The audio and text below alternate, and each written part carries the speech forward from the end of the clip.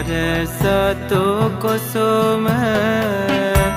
සාදු වඳිමේ මාගේ ගෞතම සමීද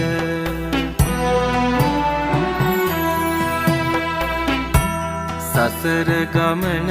දුක බව දැනගත්දා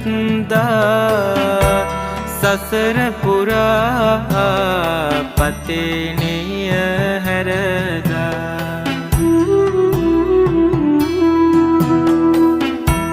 අතිර භවයේ සැනසුම් සුව සොයලා සමිඳු නික්මුණා